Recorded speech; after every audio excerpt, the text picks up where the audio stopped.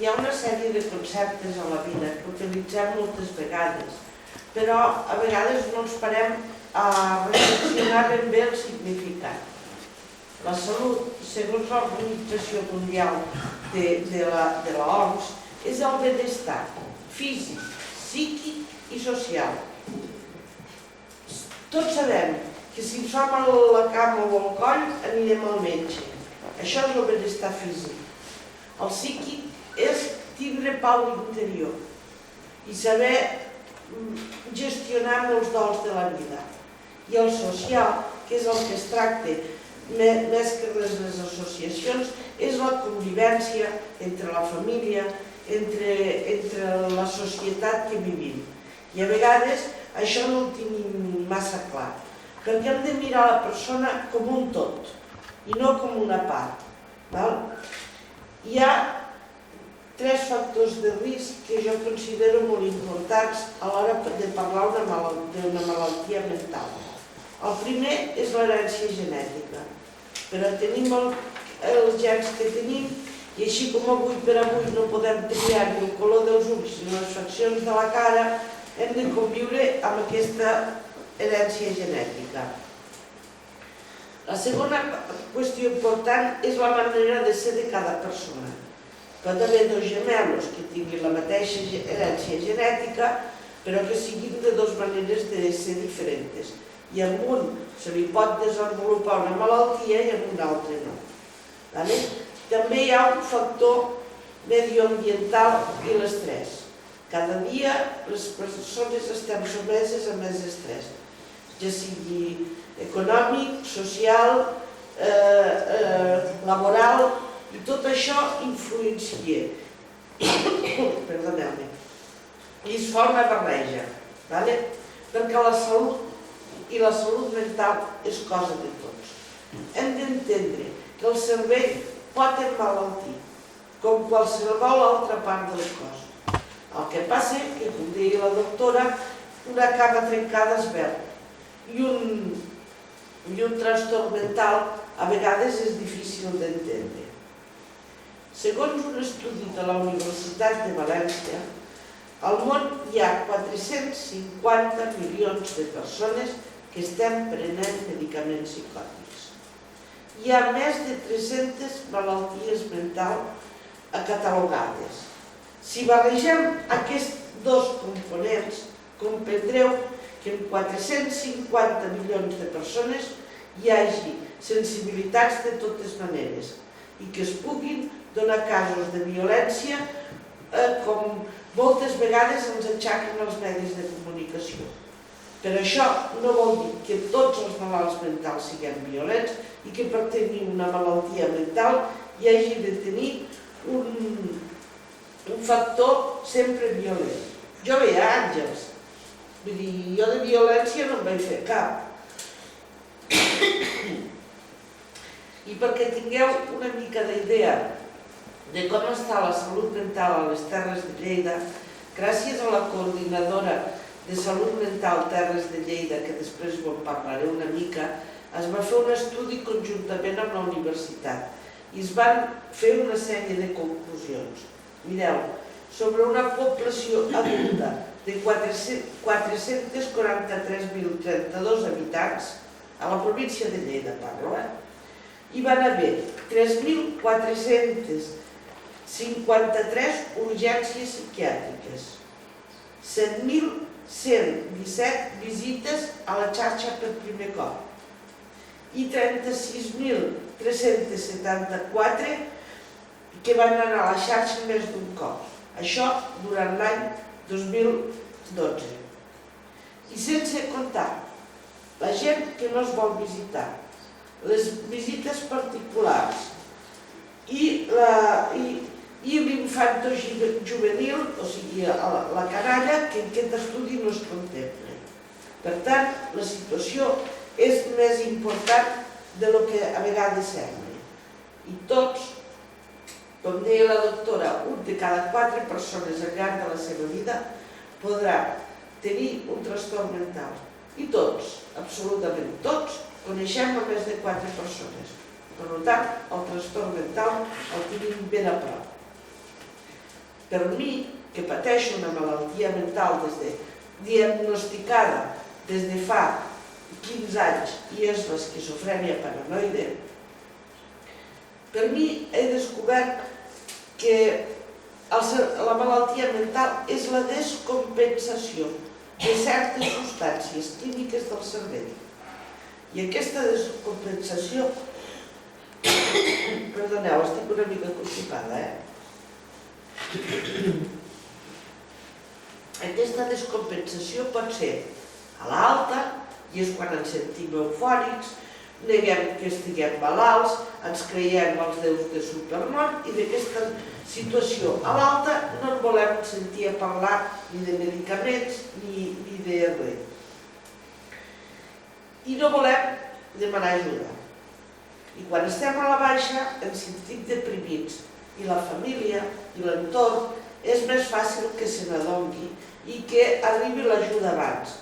Però a vegades quan estem deprimits pensem en autolesionar-nos, perquè un dels pensaments que ens ve al cap és que creiem que el món estaria més bé sense nosaltres. I llavors ens venen els pensaments de suïcidi. Expressar aquesta descompensació ho podem fer de dues maneres.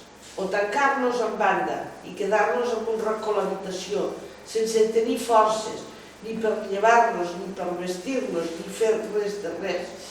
O podem fer el que jo vaig fer, un brot psicòtic al carrer. I vaig sortir al carrer amb banderes i vaig d'això. I és aquí on a vegades, com deia la doctora, l'esquizofrènia és confondre la realitat i la ficció. Som nosaltres els protagonistes d'una pel·lícula que ens inventem el guió, som els actors i tot. Us ficaré un exemple. Imagineu-vos per un moment la instal·lació elèctrica d'una casa, a la que hi endollem una sèrie d'electrodomèstics. Aquesta instal·lació pot arribar un moment que faci un curtcircuit i peti. El nostre cos és el mateix, el nostre cervell és el mateix. Són unes neurones que es connecten unes amb les altres. Si les carreguem d'estrès, si les carreguem de circumstàncies i dols de la vida que no sabíem tolerar, pot arribar un moment que peti. Però que peti una instal·lació, gràcies a Déu, hi ha els medicaments i les teràpies i les associacions que ajuden a tirar endavant. I així com quedar-nos sense llum momentàniament no vol dir quedar-nos a les fosques per sempre, podem utilitzar aquestes teràpies. Però sobretot no hem de tenir vergonya de tenir una malaltia mental. Al llarg de la vida, les malalties mentals han existit sempre i s'han tractat de diferent manera. Unes èpoques s'han tractat com a déus o xamans i unes altres èpoques s'han cremat a la foguera. Jo no vull cremar ningú a la foguera de la indiferència, del rechaç, del rebuig per tenir una malaltia. Perquè una malaltia mental passa per diverses etapes. La primera etapa és la negació. Jo no estic malalt, els metges s'equivoquen, són tots els altres que tenen problemes i jo no en tinc. La segona etapa és la culpa. Què he fet jo malament perquè em passi això? No hi ha culpa ni culpables. En alguns casos s'han de canviar certs hàbits de vida. Menjar adequadament, fer una mica d'exercici perquè els medicaments s'absorbeixin millor, tindre hàbits de vida saludables.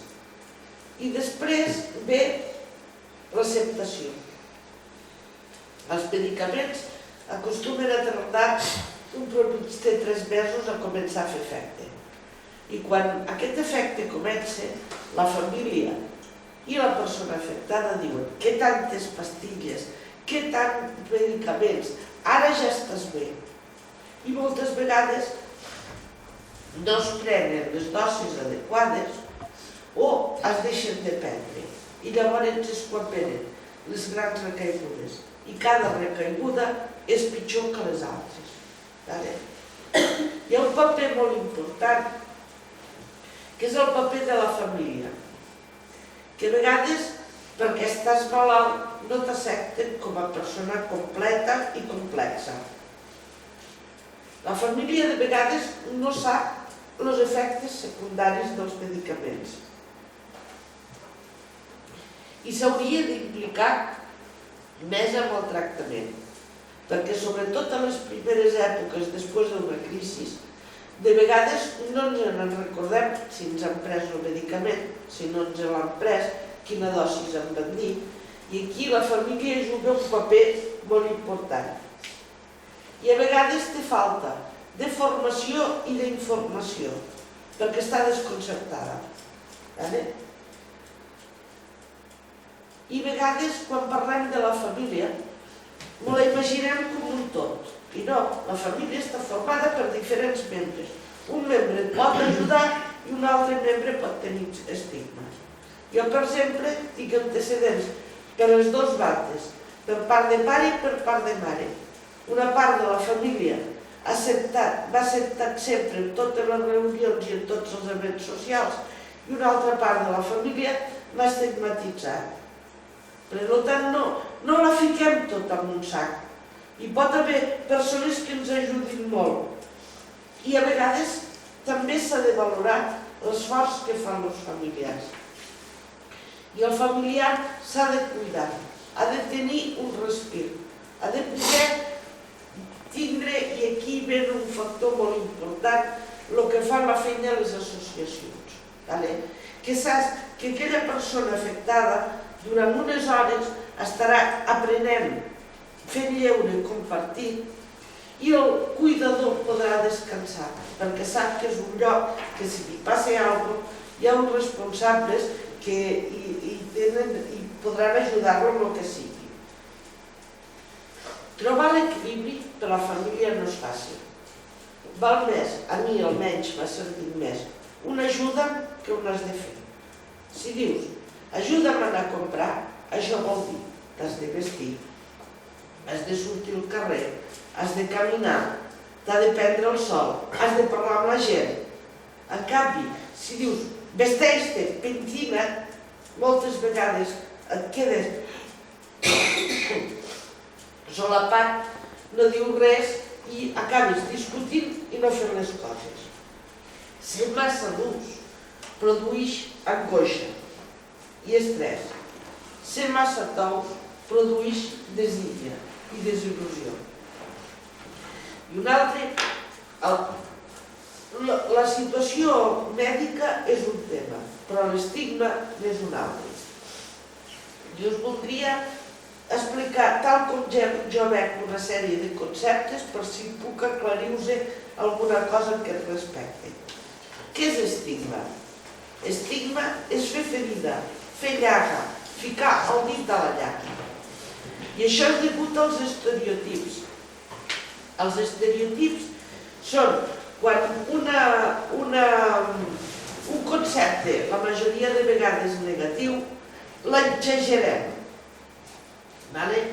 Si una persona, per exemple, la pel·lícula Psicosis, què hem aconseguit? Que moltes de les coses d'una malaltia mental s'exageressin. I això ha produït un mal a la societat,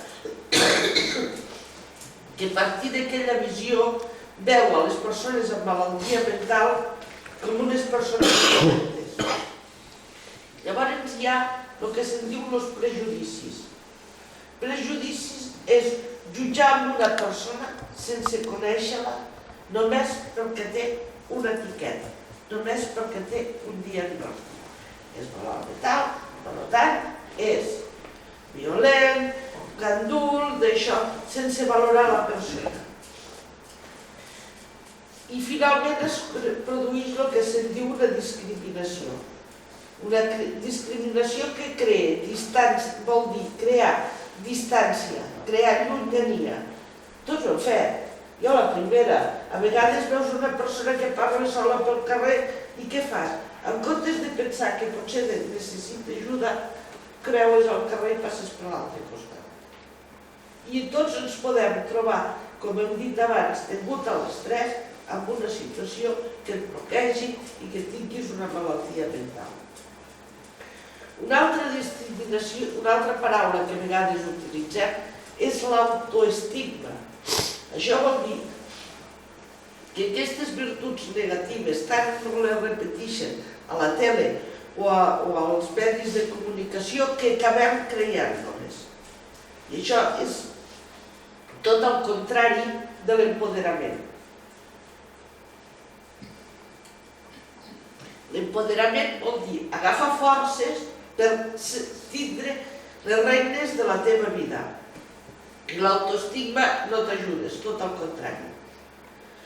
Una altra cosa que crea molt estigma, i sobretot amb els pobles que no són gaire grans, és a vegades l'actuació de les forces de seguretat. Us demanaria que si hi ha una urgència mèdica truqueu al 061, perquè si truqueu al 112 aconseguireu que es fiqui amb alerta tota una sèrie de serveis. I els primers que arriben, si truqueu al 112, és els Mossos d'Esquadra, amb la parafernàlia de llums i sirenes. I aquesta parafernàlia fa que la persona que estigui afectada d'un brot psicòtic sigui més violent i no l'ajudi a tranquil·litzar-se, creant amb tot això un estigma social per a la família, per d'això. En canvi, si venen els sanitaris que ja tenen un curset especialitzat per a aquestes coses, l'estigma queda molt més atenuat. I així, la persona, quan torna de l'hospital, té un entorn que ja no el rebutja tant d'entrada. I amb tot això, el que juga molt important és el paper de les associacions, que n'ha parlat esplèndidament la Laura. Us diré que a la província de Lleida hi ha 8 associacions que estan repartides pel territori, que formen part de la coordinadora Salut Mental Catalunya Terres de Lleida. I aquí moltes gràcies al president per assistir. Aquesta és per anar conjuntament de la mà, perquè no són problemes aïllats, són problemes que compartim. I a la manca de recursos que hi ha, ens hem de donar la mà per lluitar. I us donaré una bona nova fent referència a la coordinadora. Fins ara només tractàvem amb persones adultes, majors d'edat. I ara estem començant a treballar amb una associació que, si no recordo malament, es diu el Molinet, que ens donarà suport per ajudar els pares de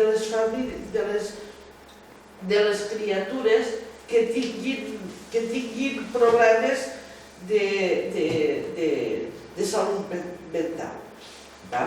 Sapigueu també que, per si a algú li interessa, hi ha comptes específics, perquè aquesta associació de la coordinadora Salut Mental Terres de Lleida forma part de Salut Mental Catalunya, i aquesta a la vegada forma part de FEAFES Espanya, que agrupa a totes les associacions de tot el territori.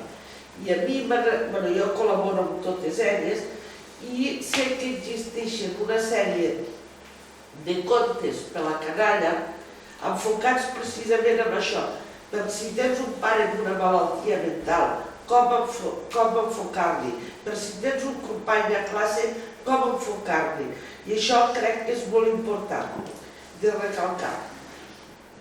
També hi ha la campanya Obertament.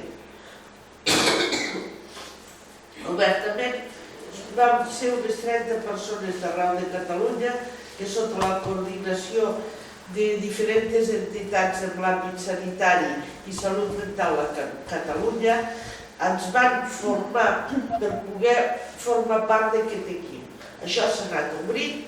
Fa poc es va presentar a les Terres de Lleida.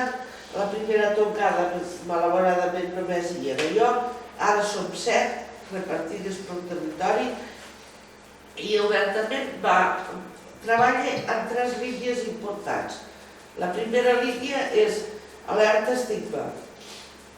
Quan hi ha una notícia, com per exemple la d'avui, s'anirà treballant a nivell d'equip com la premsa fa aquest seguiment d'aquesta notícia.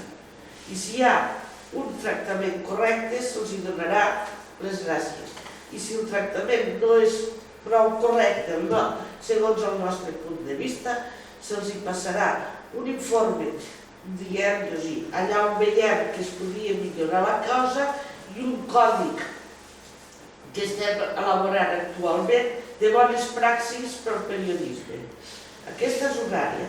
L'altra àrea és la sensibilització, que encara que no la faci obertament, Talma també la fa, que és anar a les escoles, a les universitats. Jo, per exemple, he compartit classes amb el doctor Piferrer a 5è de Medicina, amb els de 5è, després he anat a la Facultat de Psicologia, perquè els professionals i les persones implicades vagin tenint els punts de vista de les persones afectades i que puguin veure com patim, què ens fa falta i què es pot millorar. I després també hi ha l'altre grup, que és com actuem amb els medis de comunicació. Per això han fet cursets, se'ns ha ensenyat per professors de la universitat i estem treballant amb això, com sortir a la tele, com donar els missatges, com donar la cara en definitiva. I a baix teniu un pla que és d'obertament, que si us voleu ficar els logos d'obertament i de donar la cara, trobareu aquests espais. Després també us volia dir una cosa. Gràcies. Mireu, jo veig que a la vida som com un equilibrista, que anem passant per una fina corda de la vida. Però si sota i tenim una xarxa que ens pugui acollir en el moment que tinguem algun dubte o alguna debilitat, ens sentirem més segurs. I per tant, us demano ajuda per tot això, per totes aquestes associacions i per tota aquesta xarxa de salut mental, perquè us poden ajudar a vosaltres a tenir una visió i com més relacions socials tingueu, en un moment de defallida, no estareu tan sols. I les associacions us poden ajudar, i molt. Jo he descobert en el món associatiu valors que no creia ni que els tenia. M'he format, he tingut formació, he tingut educació emocional, he tingut maneres de desenvolupar la creativitat. A baix podeu veure obres meves de pintura. I després jo he escrit 2 llibres, Esquizofrènia, locura o realitat, on explico les meves vivències com a persona afectada, i Esquizofrènia en primera persona. Els he escrit i ho he de reconèixer en aquell lloc públic, que en castellà, perquè soc d'educació catalana. Soc catalana, però a la meva època s'estudiava només en castellà. I quan vaig fer el brot psicòtic vaig perdre moltes de les meves capacitats mentals, entre elles la capacitat de llegir i d'escriure. I per recuperar-la amb teràpies em va ser més fàcil fer-ho en castellà. Això us ho explicaré si voleu vindre el dijous, que faré la presentació oficial. El dia de Sant Jordi presentaré els meus llibres aquí, en aquest mateix espai. Conclusions. Hem de fomentar hàbits saludables, perquè una bulímia, una anorèxia, no menjar bé, no no ens ajuda a portar una bona salut. És importantíssima l'educació emocional dels petits. Jo, casos com avui, em fan ficar la pell de gallina per les coses que s'arriben i també per les que s'arribaran a dir. Però hem d'educar a la canalla, perquè jo crec que un crió de 7 anys no sap diferenciar entre el que és una pel·lícula de violència i el que és un telenotícies. I això és el que crea confusió i crea ràbia i rancúnia. I mentre no eduquem a la canalla amb valors com sempre, fer companyia als amics, no sabeu la importància que té per una persona amb malaltia mental que et vingui un company i et digui vinga va, sortim una mica de l'entorn i a fer un cafè, no sentir-te sol. I per això hi ha una sèrie de paraules que sentireu molt últimament i que m'agradaria donar-vos la meva visió d'aquest significat. Per exemple, resiliència. Resiliència és la capacitat de les persones de ressorgir, de tornar a sorgir d'un problema i de ressorgir de les dificultats de la vida. Els professionals haurien de tindre tacte i ser curosos. De vegades s'ha d'anar al psiquiatre o al professional amb la família perquè tingui una visió clara i serena. Però de vegades s'ha de crear també aquest espai d'intimitat entre la persona i el professional. Perquè imagineu-vos, hi ha efectes de secundaris dels medicaments, són per exemple la impotència, trastorns del son, apnees del son, infinitat. Però no és el mateix parlar amb el psiquiatre soles d'un maltractador que tindre el maltractador davant. No és el mateix parlar de sexualitat o d'impotència, que és una altra conseqüència, amb la mare davant que a soles amb el metge. A vegades, per treure el que tens a dins, s'ha de respectar aquest equilibri. I hem de fer una comunicació amb escolta activa. Què vol dir això? Que no n'hi ha prou amb dir, bueno, sí, t'escolto i ja faig la meva. No, intervindre en la comunicació, no? I això ha de ser amb empatia. Què vol dir empatia? Posar-te al lloc dels altres, però respectant les seves creences. Assertivitat. Dir les coses ben dites, però sense crits, sense sorolls, sense ofendre. Saber ficar límits a la vida. I això, amb la canalla, ens és molt difícil. I empoderament, que vol dir valorar-te a tu mateix i que és molt important valorar les millores aquí. Una persona no està al mateix moment al cap de 15 dies de tenir un brot o una crisi que al cap de 3 mesos. Però si li donem empenta, si li diem, vinga va, tira endavant, aquesta persona millorarà molt.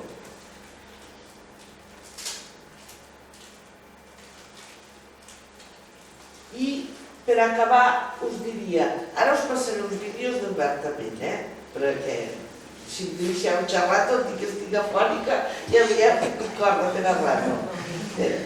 Mireu, jo crec que davant de la vida s'ha de posar il·lusió i esperança. Davant de la por, coneixement i formació. Davant de la pena, alegria i feina al davant. Davant de la soledat, amistat i generositat. Davant de l'angoixa, pau i serenor.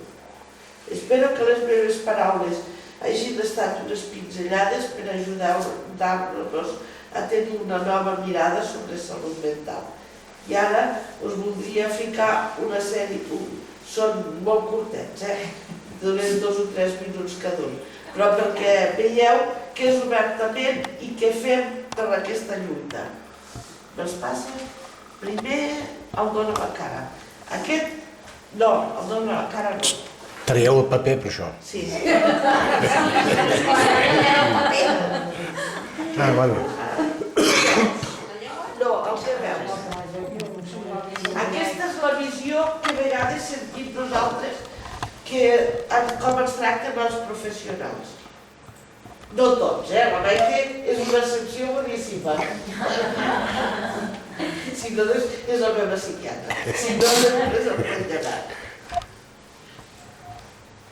Això és coses que fem per lluitar contra l'estigma, Què veus? Pacient de 63 anys amb antecedents psiquiàtrics, diagnosticat de trastorn esquizoafectiu bipolar de llarga evolució i trastorn de la personalitat esquizotípic. Ha presentat un curs episodi amb símptomes residuals interepisodis en forma de clínica negativa i al·lucinacions auditives contínues. Ha precisat uns 8 ingressos, l'últim al setembre de 2010, quan presenta simptomologia peniforme i hipotímica amb alteracions de les al·lucinacions auditives contínues, però que no li impedeixen el funcionament habitual. Ha precisat uns 8 ingressos, l'últim al setembre de 2010, quan presenta simptomologia peniforme típica amb alteracions de les al·lucinacions. I a vegades se'ns mira la persona però no se'ns mira com un tot.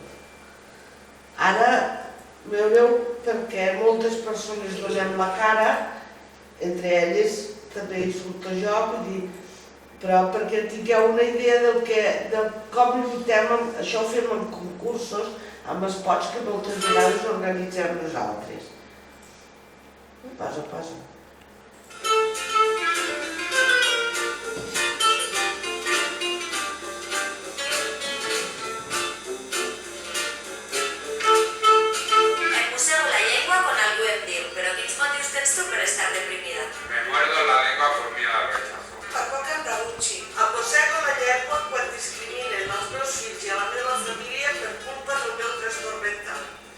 Mossego la llengua quan escolto dir que els bojos són perillosos.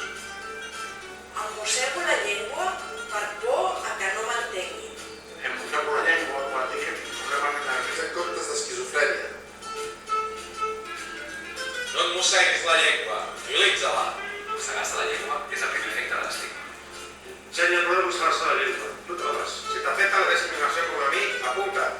Informa't a obertament.org. Obertament. Junts contra la discriminació en salut mental. Aquí la majoria de persones són persones implicades o que hem patit una malaltia mental. I ara us donaré l'apoio que a vegades ens donen alguns famosos de la campanya de l'any passat.